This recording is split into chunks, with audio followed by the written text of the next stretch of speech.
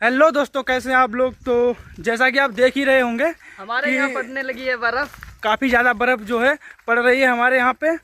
और इधर साइड में देखेंगे तो ये पेड़ों पे जो है जम चुकी है बर्फ़ काफ़ी। जम चुकी है एक तरीके से, आप हाँ, लोग देख काफ़ी ज़्यादा मोटी चादर जो है बर्फ़ की बन गई।